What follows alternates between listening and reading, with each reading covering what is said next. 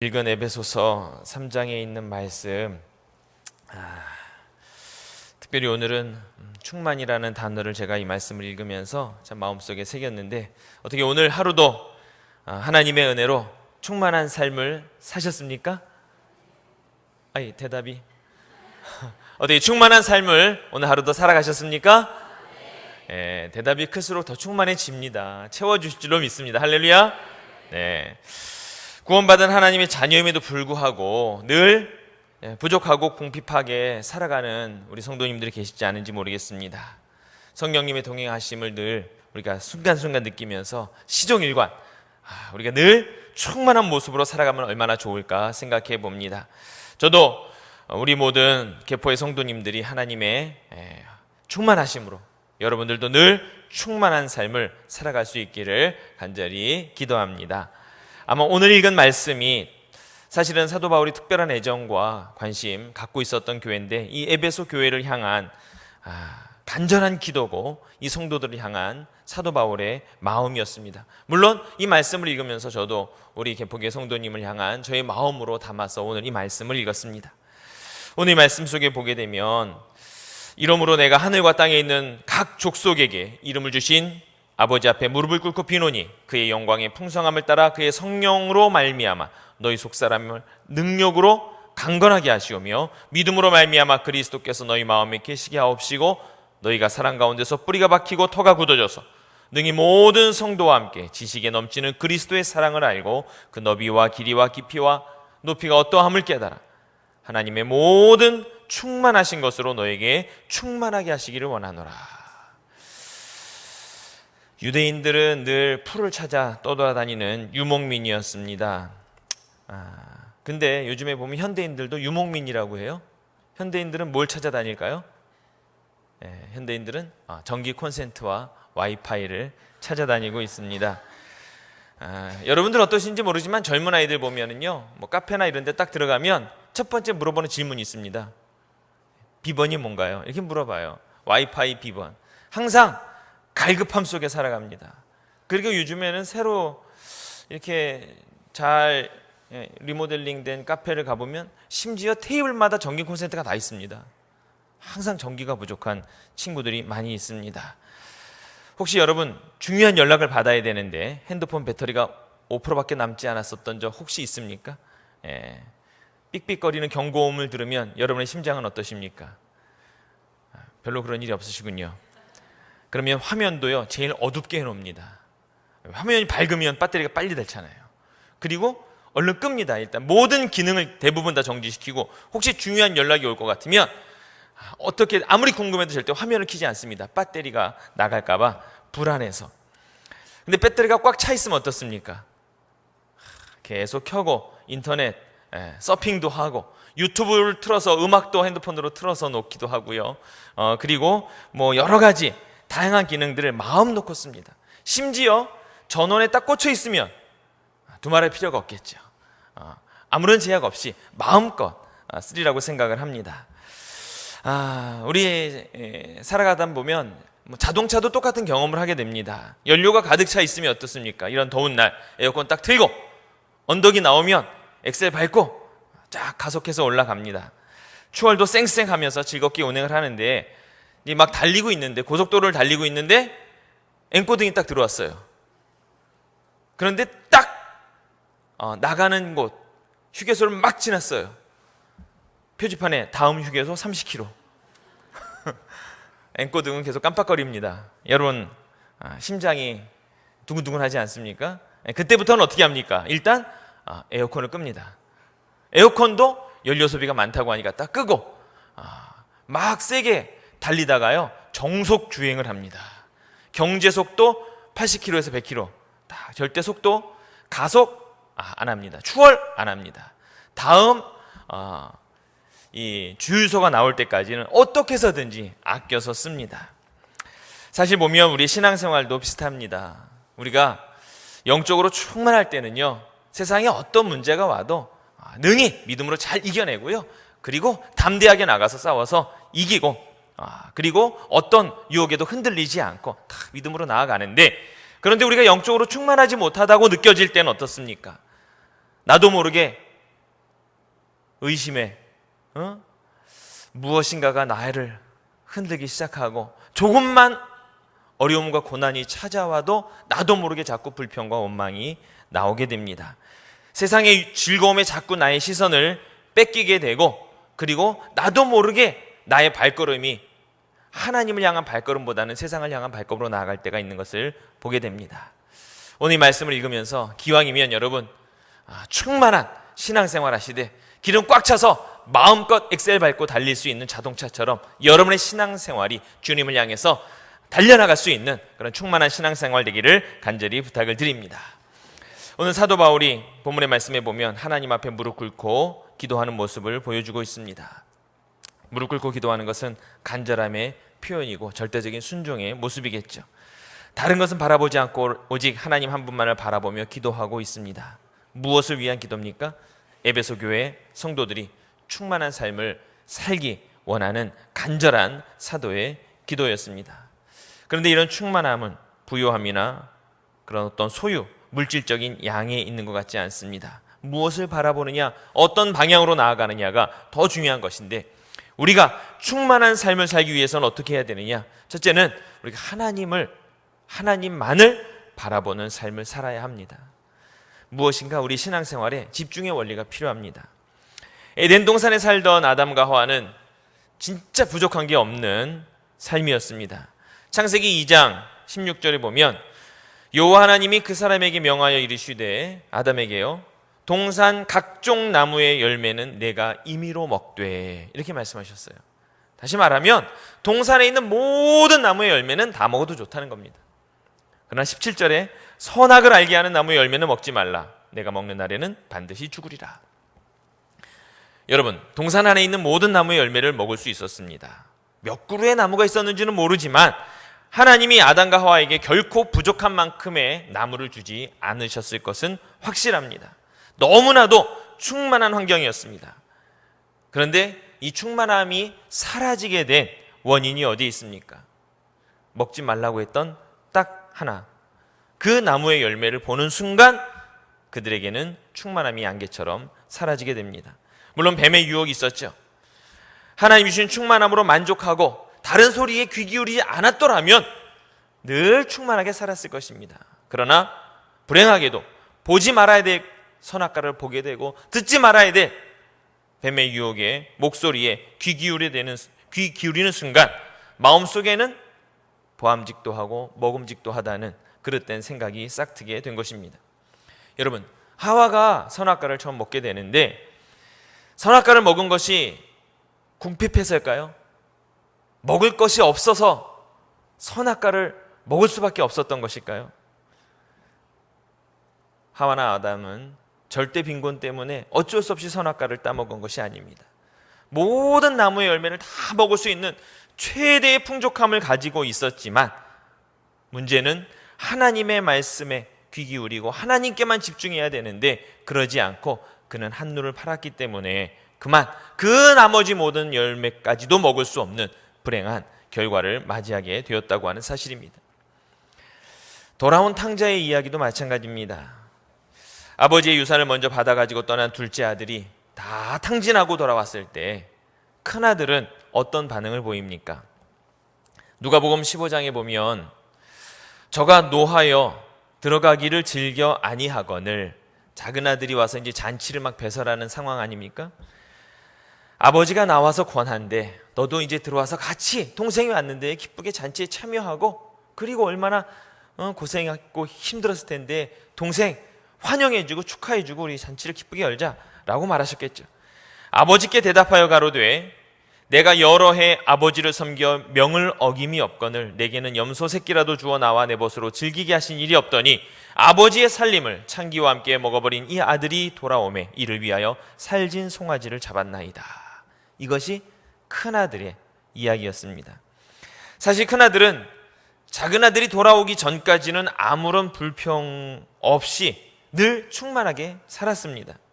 그런데 자신의 몫을 다 날려버린 동생이 돌아왔을 때 그제서야 드디어 자신의 처지에 대한 불평을 늘어놓고 동생에 대한 원망을 이야기합니다. 동생한테 주는 것이 아까워서였을까요? 아니면 정말 먹을 것이 없어서 다 재산을 탕진하고 돌아온 동생을 위해서 소를 잡으니까 이제 내가 먹을 소가 없어서 불평했던 것일까요? 아마 동생이 그 밑으로 10명 더 있어도 분명 굶지 않을 만큼 충분히 부를 누리고 있었던 그런 부자였을 것입니다.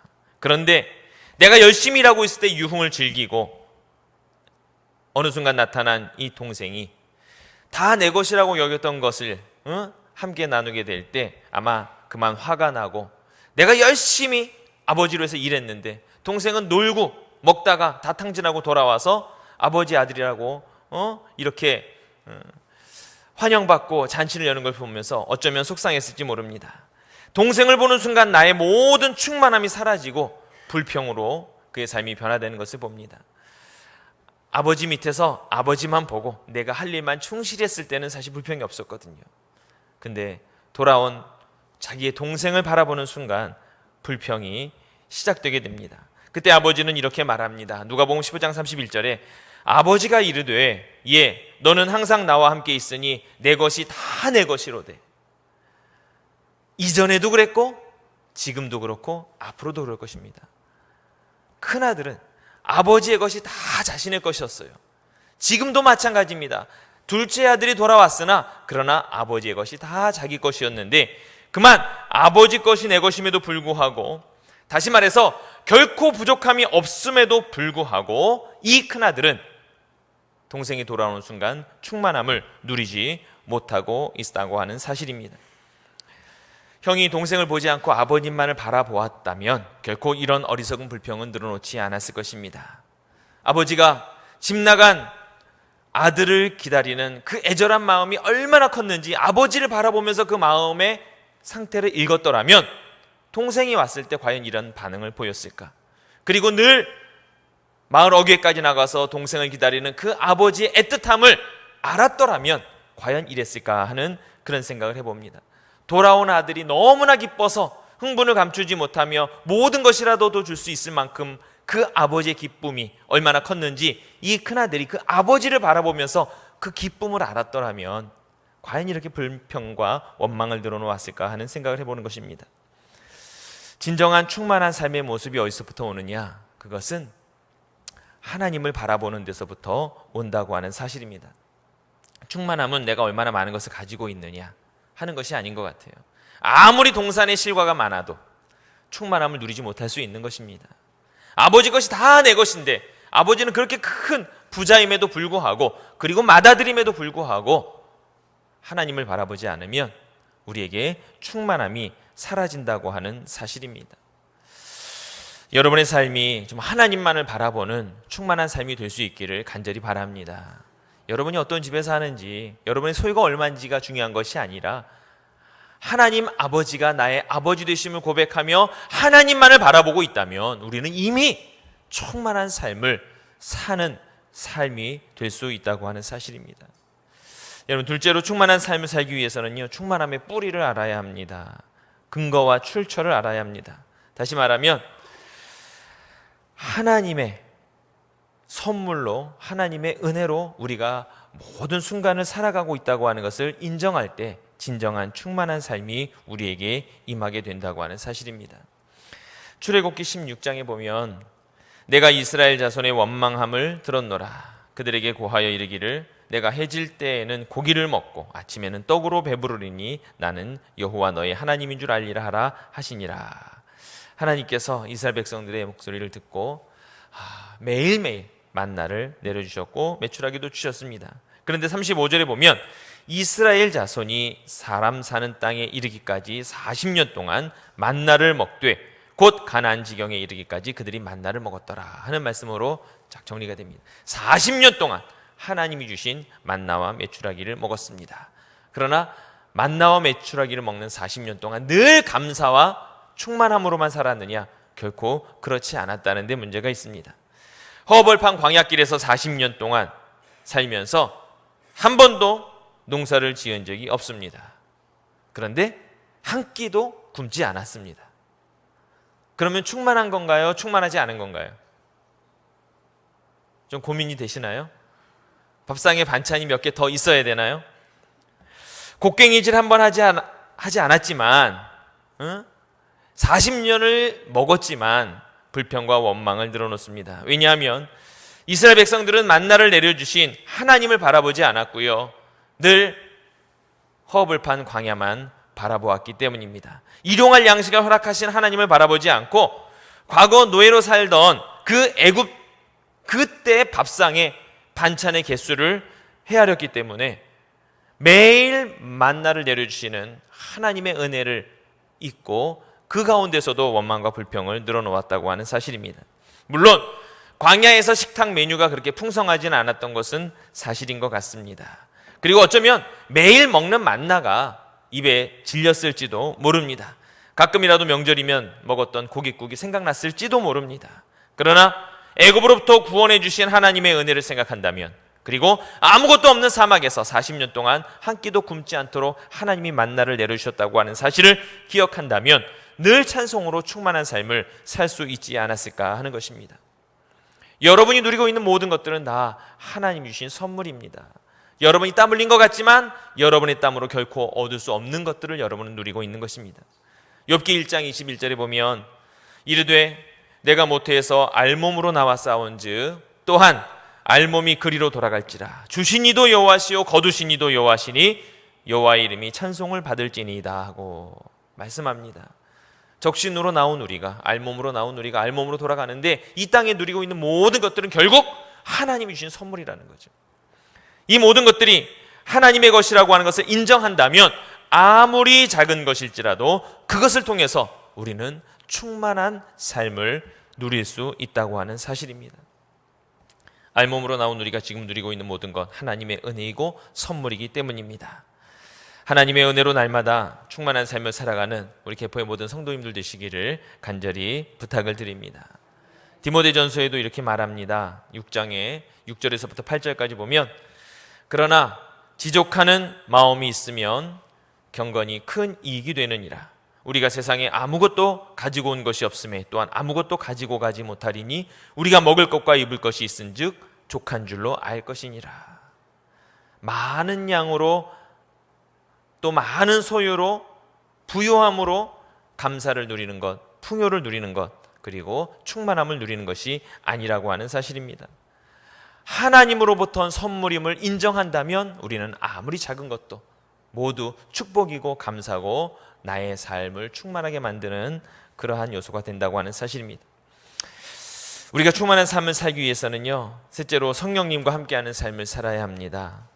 오늘 읽은 본문의 말씀에 보면 믿음으로 말미암아 그리스도께서 너희 마음에 계시게 하옵시고 너희가 사랑 가운데서 뿌리가 박히고 토가 굳어져서 능히 모든 성도와 함께 지식에 넘치는 그리스도의 사랑을 알고 그리스도가 내 안에 계셔서 믿음이 생기고 그리스도의 사랑을 알고 그 너비와 길이와 높이와 깊이가 어떠함을 깨달아 하나님의 모든 충만하신 것으로 너에게 충만하게 하시기를 구하노라. 사도 바울이 기도하고 있습니다. 하나님의 충만하신 것으로 우리가 충만해지는 것입니다. 진정한 충만은 어디서부터 오느냐? 하나님의 충만을 내 안에서 누리는 것으로 진정한 충만이 내가 누릴 수 있다고 하는 사실입니다. 자녀가 아버지 집에 사는 것은 너무나 당연한 것 아닙니까? 예. 여러분들은 자식 나면은 집에 데리고 삽니까? 낳자마자 내보냅니까? 물론 성인이 되면 나갈 수 있겠죠. 자녀가 부모님의 집에 사는 것은 너무나 당연합니다. 우리가 하나님의 집에 사는 것은 너무나 당연한 일입니다. 아버지의 것을 대가 없이 사용하는 것 자녀가 누릴 수 있는 특권입니다. 옆집 아이가 와서 그러면 안 됩니다. 그러나 자녀는 누릴 수 있어요. 우리는 하나님의 자녀이기 때문에 하나님의 모든 충만하신 것으로 우리도 충만함을 누릴 수 있다고 하는 사실입니다. 우리가 성령의 충만함을 가질 때 하나님의 모든 충만하심이 나의 충만함이 된다고 하는 사실입니다. 기왕 충만한 삶을 살려고 한다면 영원히 마르지 아니하는 하나님의 충만함으로 살아가는 여러분이 되기를 간절히 부탁을 드립니다. 기왕이면 배터리로 살지 말고 전원 꼽아놓고 쓸 수 있기를 바라요. 예? 여러분의 신앙생활이 어떤 때는 완충돼 갖고 꽉 차 있다가 어떤 때는 막 소진돼 가지고 5%밖에 안 남았다고 하는 신앙생활이 아니라 성령의 충만함으로 항상 하나님께 전원이 꽂혀져서 항상 전원을 공급받는 삶, 그리고 항상 여러분의 연료통에 가득 차서 언제든지 엑셀을 마음껏 밟을 수 있는 충만한 삶을 살 수 있기를 간절히 바랍니다. 사도행전에 보면 오순절날이 이미 이름에 저희가 다 같이 한 곳에 모였더니 호련히 하늘로부터 급하고 강한 바람 같은 소리가 있어 저희 앉은 온 집에 가득하며 불에 혀같이 갈라지는 것이 저에게 보여 각 사람 위에 임하였더니 저희가 다 성령의 충만함을 받고 성령이 말하게 하심을 따라 다른 방언으로 말하기 시작하니라. 이것이 바로 교회의 시작이고 성령 강림 사건입니다. 교회는 이 성령 강림 사건으로부터 시작되었고 우리 신앙의 삶도 성령의 강림으로 시작되는 것입니다. 우리 안에 성령의 충만함이 있다면 우리는 살아있는 존재가 되는 것이고 우리는 항상 어떠한 환경 속에서도 하나님이 주시는 충만함으로 살아갈 수 있다고 하는 사실입니다. 은혜의 자리에 나오시고 성령의 충만을 사모하며 주님과 동행하는 여러분이 되시기를 간절히 바랍니다. 말씀으로 바른 길을 가고 찬송으로 성령의 충만함을 노래하는 여러분이 되시기를 간절히 부탁을 드립니다. 오늘 말씀에 보면 그 너비와 길이와 높이와 깊이가 어떠함을 깨달아 하나님의 모든 충만하신 것으로 너희에게 충만하게 하시기를 원하라. 이렇게 말씀합니다. 여러분, 그 너비와 길이와 높이와 깊이가 어떠함을 깨달아 이렇게 말씀하셨는데 저는 말씀을 아무리 읽으면서도요 과연 이것을 깨달을 수 있을까 하는 그런 의심이 들었습니다. 하나님의 충만하심이 우리의 충만함인데 우리가 어떻게 감히 하나님의 그 사랑의 너비와 길이와 깊이와 넓이를 알 수 있겠습니까? 우리는 그것을 헤아릴 수 없다고 하는 것을 깨닫는 것만으로도 충분하지 않을까 그런 생각을 해봅니다. 통장에 잔고가 얼마 있는지 여러분 어린 자녀가 관심이 있습니까 없습니까? 예? 유치원 다니는 꼬마가 엄마의 통장 잔고가 얼마인지 알아요 몰라요? 모르죠. 그러나 언제든 슈퍼 가면 당당하게 외칩니다. 뭐라고? 저거 줘. 저거 사줘. 이거 먹고 싶어. 이 유치원 아이는요 부모님의 통장의 잔고에 관심이 없어요. 왜? 부모님은 어린 자녀가 먹을 것을 사줄 수 있는 충분한 잔고가 있다고 충분히 그렇게 생각하고 상상조차 하지 않고요 그냥 그렇게 하는 겁니다. 하나님의 사랑에 너비와 길이와 높이와 깊이 우리는 이루 헤아릴 수 없습니다. 중요한 것은 그 하나님의 충만하심은 우리가 상상할 수도 없을 만큼의 충만하심이고 우리가 살아가는 데 필요한 모든 것을 채워주기에 부족하지 않은 하나님의 충만하심이 이미 우리 가운데 있다고 하는 사실입니다. 도저히 다 쓸 수 없는 금액이라면 잔고의 숫자는 의미가 없는 것입니다. 하나님의 사랑이 그러한 것입니다. 여러분, 크리스찬인 것과 크리스찬으로 사는 것은 다른 것입니다. 어떤 이들은 그냥 크리스찬인 것으로 만족하는 분들이 있는 것 같아요. 하나님의 충만하심을 누리지도 못하고 경험해보지도 못한 사람, 단지 이름은 크리스찬, 그렇게 살아가는. 그러나 하나님이 원하시는 것은 우리가 크리스찬인 것으로 끝나는 것이 아니라 크리스찬으로 살아가기를 원하고 있다고 하는 사실입니다. 여러분, 가끔 보면 장난감, 아이들 장난감인데요 장난감을 팝니다. 근데 분명히 움직이는 장난감이에요. 근데 거기 제일 속상한 게 있어요. 가로치고 건전지 별매. 혹시 그런 거 보셨나요? 네, 건전지 별매.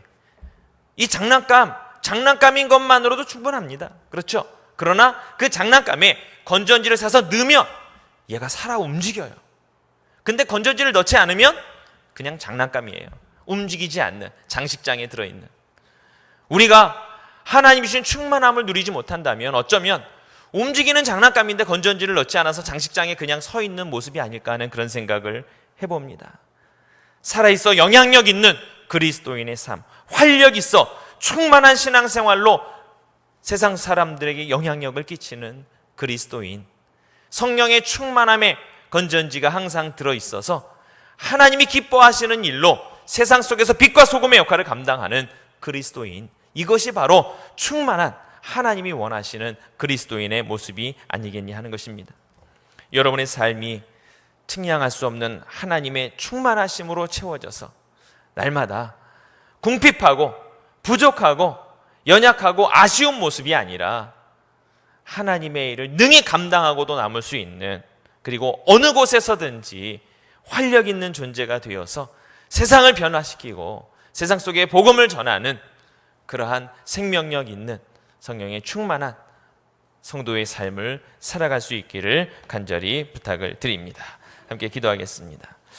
하나님 감사합니다. 오늘도 우리를 불러주시고 이 수요일 밤에 혹 우리가 세상 가운데서 혹 지치고 연약한 모습으로 왔다면 하나님 이 시간 하나님의 그 측량할 수 없는 충만하심으로 우리를 채워주사 세상 속에서 정말로 충만한 그리스도인으로 살아갈 수 있도록 오늘 힘과 능력과 은혜와 성령을 우리 가운데 충만하게 공급하여 주옵소서. 하나님과 늘 동행하며 하나님만 바라보며 우리가 세상 속에서 지치지 않고 살아가는 충만한 그리스도인 되기를 원합니다. 아버지 하나님 늘 주님과 함께 동행케 하시고 세상 살아 하나님 나라에 이르는 그 순간까지 우리가 충만한 그리스도인으로 살아가도록 도와주옵소서. 감사드리며 예수님의 이름으로 기도하옵나이다. 아멘.